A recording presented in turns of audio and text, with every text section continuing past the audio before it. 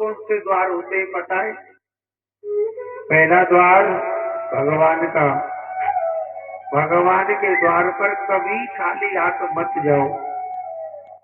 दूसरा सत्संग का द्वार, गुरु का द्वार, मित्र का द्वार,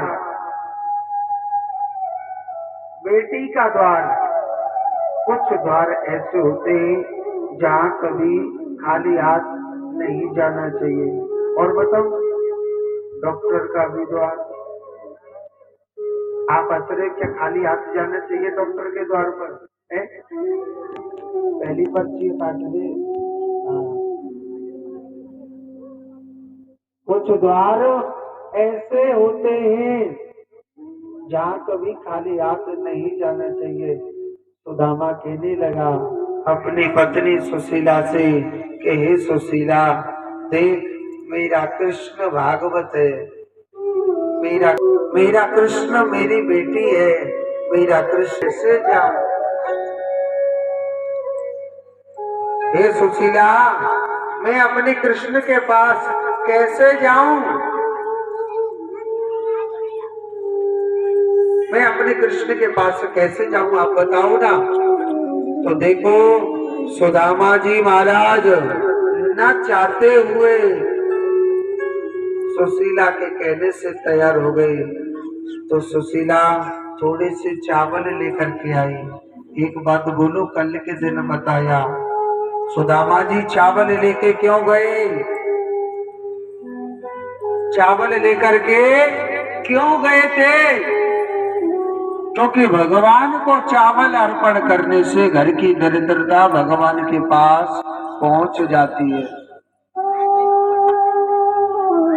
थोड़े से चावल लेकर के श्री सुदामा जी महाराज तैयार हो गए थे।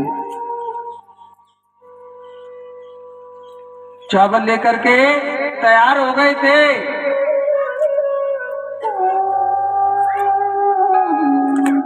गोविंद के परम भक्त थे, गोविंद के रास्ते के लिए तैयार हो जाते।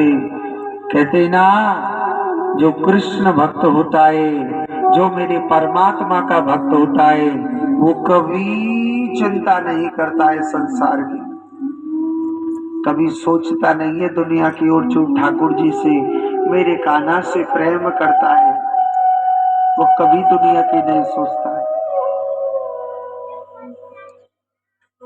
तैयार हो गए, कहा कन्हैया से मिलने के लिए जा रहे हैं। चावल पैदल चलते चलते एक दिन बीत गया, 2 दिन बीत गए, 4 दिन बीत गए, 10 दिन बीत गए, महीना बीत गया था। हाँ,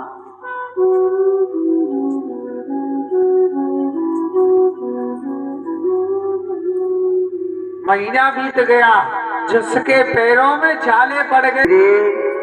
सुदामा के जब पैर में एक कांटा लगा था ना, मेरा कृष्ण नंगे ही पैर दौड़े चले आए थे।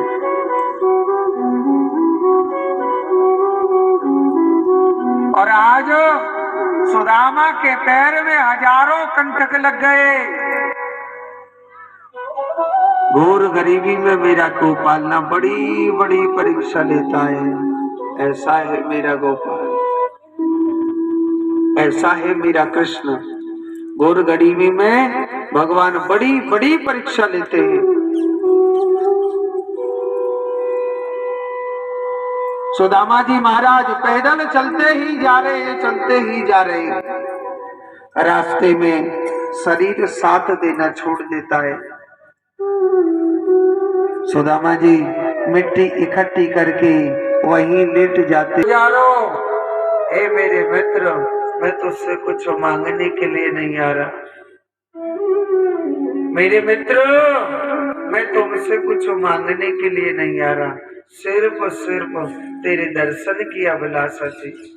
मेरे यार, क्या करूं, ये काया है, ये मेरा शरीर है, ये साथ देना छोड़ रहा है। अब तो मेरी डोर गोपाल सिर्फ तेरे हवाले भैया। मिट्टी इकट्ठी करके सो गया। अब कन्हैया सोच रो, लाला मेरे मित्र ने कहा है कि मेरी डोर सिर्फ तेरे